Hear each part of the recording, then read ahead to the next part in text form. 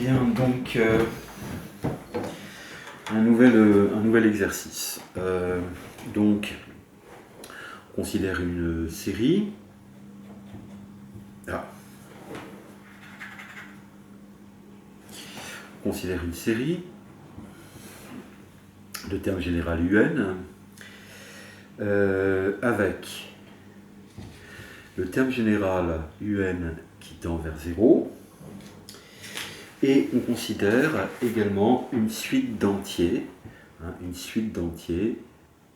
n indice i, donc c'est i qui parcourt n, suite d'entiers, tel que n indice 0 c'est 0, c'est strictement plus petit que n1, strictement plus petit, etc. Strictement plus petit que nk, c'est une suite croissante d'entiers.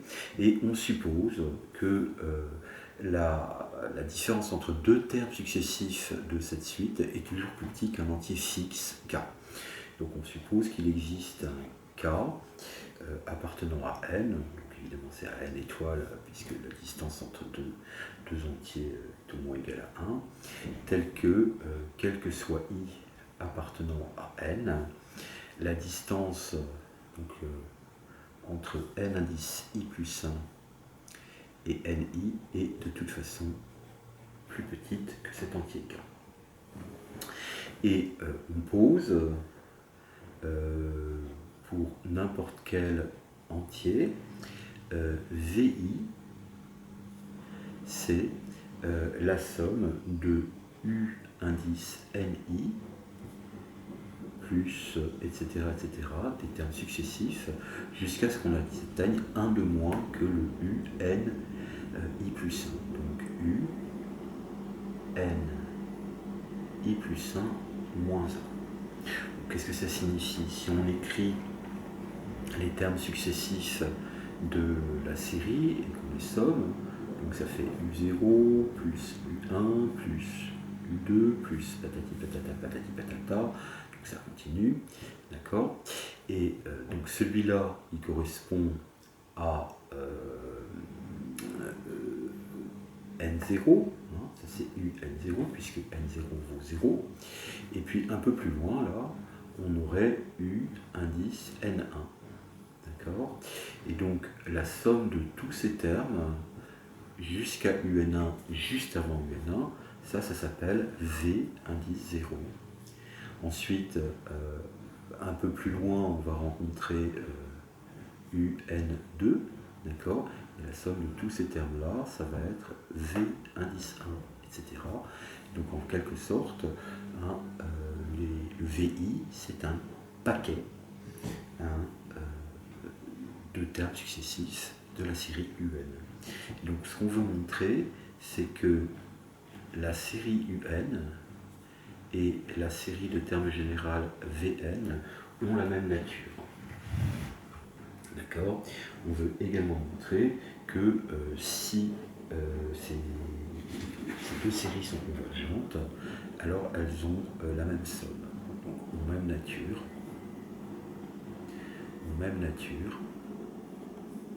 Et le cas échéant, la même somme. Voilà ce qu'on veut démontrer. Alors, on va commencer par montrer que si UN, la série UN converge, alors la série VN converge également. Ça c'est très facile, parce que dire qu'une série converge, c'est dire que la suite des sommes partielles est convergente. Donc on va poser pour n appartenant à grand N, on pose grand U indice n, c'est petit u0 plus petit u1 plus patati patati patata jusqu'à plus petit un. D'accord? Donc, et Vn, c'est la nème somme partielle de la série de termes général V.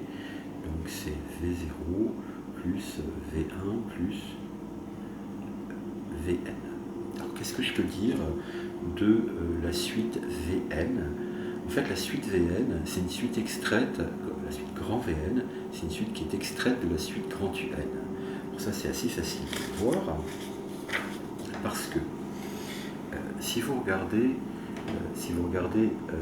Vn, grand Vn, c'est donc V0 plus jusqu'à plus V indice petit n. Peut-être que ça serait plus facile si j'écrivais VK, ça serait plus facile à le voir, c'est une suite extraite. Donc V0 c'est qui? V0 c'est U0 plus U1 plus ça, et puis je m'arrête à U indice N1 moins 1. Ça c'est V0. Donc après il y a V1. V1 c'est la somme de UN1 plus patati patata plus U N2 moins 1. Ça c'est V1. Puis ça continue comme ça. Et le dernier terme que j'écris, VK, il démarre en U indice NK. Ça continue comme ça jusqu'à U indice N indice K plus 1 moins 1. Bon, c'est pas bien compliqué de voir qu'en fait, bien ça fait grand Q indice N K plus 1 moins 1. D'accord. Et donc, on se rend compte évidemment que la suite VK est donc une suite extraite de la suite UN. Donc, la suite VK, quand K parcourt N, d'accord, est extraite de la suite UN. Donc, ça c'est immédiat. Donc, si la série UN converge, c'est-à-dire si la suite des sommes partielles grand UN converge, alors la suite VK converge également, converge aussi et vers la même limite.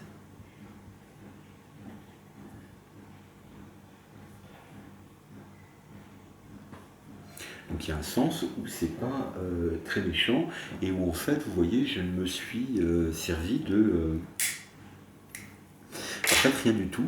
Je ne me suis pas servi de cette hypothèse que la longueur des paquets V était limitée par une grandeur commune grande K. Et donc c'est sur la réciproque que cette hypothèse va intervenir. Donc maintenant, réciproquement, c'est la réciproque qui est difficile, enfin, qui est plus difficile. Réciproquement. Si la suite grand VK, K parcourant N, est convergente, c'est-à-dire si la série de termes général VI est convergente. Alors, ce que je sais, c'est que dès que je prends un entier, hein, soit L appartenant à N, bien, je sais qu'il y a deux termes successifs de la suite NI qui encadrent L, puisque la suite NI, c'est une suite qui est strictement croissante. À ce moment-là, je sais qu'il existe, c'est même un unique, I appartenant à N, tel que L est encadré entre deux entiers successifs de la suite NI. Donc c'est plus petit que NI, et c'est supérieur ou égal à NI, et inférieur strictement, par exemple, à NI plus 1. Alors maintenant, je regarde ce que vaut UL. UL, ça fait U0 plus... tac. À un moment, là, je vais avoir UNI. D'accord. Puis ça va continuer jusqu'à avoir UL. Et puis ça s'arrête. Et puis en fait, là, un peu plus loin, mais ça n'y est pas, hein, un peu plus loin, il y a U indice NI plus 1. D'accord. Donc, ces termes-là, alors ces termes-ci, jusque-là, jusqu'à U, N, I, moins 1, ben, en fait c'est qui? Ben, il y a, je peux regrouper par paquet, et donc ça fait V0 plus V1 plus le dernier paquet que j'ai, c'est le paquet qui correspond à N indice I moins 1. Donc ça fait plus V indice N I moins 1. Puis après, j'ai des termes qui ne sont pas suffisants, hein, il n'y a pas tous les termes. Et donc j'ai U NI plus UL. Autrement dit, ça me fait grand V indice N indice I moins 1 plus UNI plus UL. Donc maintenant, je vais m'intéresser à ce qui se passe à ce niveau-là. Alors, j'avais deux hypothèses que je n'ai pas du tout employées pour écrire ça. C'est d'une part les paquets ont une taille maximale, et d'autre part le terme général de la suite UN converge vers 0. Donc, ce que je sais, c'est que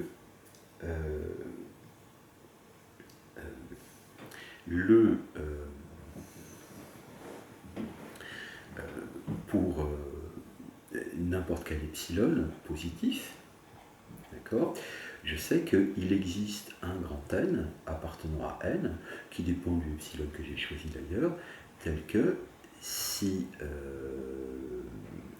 petit n est supérieur à grand N de epsilon, alors je sais que la valeur absolue de UN est plus petite que epsilon.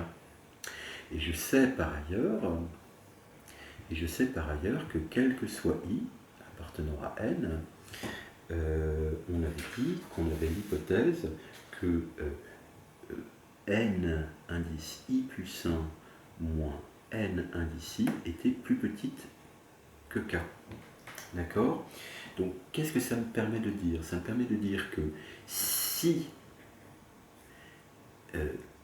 I est assez grand, à ce moment-là, NI sera supérieur à un epsilon que je vais fixer, donc je lui donne un epsilon, soit epsilon positif et il est fixé. Ben, ce NI, la suite des NI, elle était strictement croissante, c'est une suite d'entiers strictement croissante, donc elle tend vers plus l'infini, donc au bout d'un moment, le NI est plus grand que le N epsilon. D'accord? Est plus grand que le N epsilon, et donc tous les U, le NI est plus grand que N epsilon, donc si L c'est plus que NI, d'accord, et ben je sais qu'en valeur absolue, UL est plus petit que epsilon. Donc, UNI plus UL, ben ça va être plus petit que epsilon, chacun des termes en valeur absolue est plus petit que epsilon, hein. J'écris la valeur absolue donc, de ce terme-ci. Donc la valeur absolue de ce terme, je vais le faire par étapes. Alors, vous savez que la valeur absolue d'une somme, c'est plus petit que la somme des valeurs absolues. Vous savez que L est plus petit que NI plus 1. Donc le nombre de termes qu'il y a là est plus petit que K. Et chacun d'entre eux, en valeur, est plus petit qu'epsilon. Donc ça, c'est plus petit que K fois epsilon. Bon. Donc là, on voit que l'affaire est close, parce que quand L va tendre vers plus l'infini, d'accord, quand L va tendre vers plus l'infini, eh bien, le NI va tendre vers plus l'infini, où I est tel que NI est inférieur ou égal à L, inférieur ou égal à NI plus 1. D'accord? Donc, comme NI tend vers plus l'infini, ben, au bout d'un moment, il est plus grand que N epsilon, et donc, ce nombre-ci, donc UNI plus UL va tendre vers 0.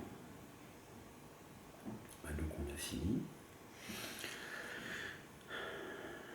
Quand la suite des V converge, cette chose-là de toute façon tend vers 0. Donc la suite UL converge vers la même limite que la suite des V. D'accord. Bon. Et évidemment, donc si cette suite-là converge et converge vers un certain nombre, l'autre suite également. C'est un petit peu difficile, c'est probablement plus difficile que n'importe lequel des exercices calculatoires qu'on a fait jusqu'à présent. Mais enfin, c'est pas plus mal que vous sachiez faire ça ou que vous commenciez à réfléchir sur ce genre de choses. Donc, à bientôt.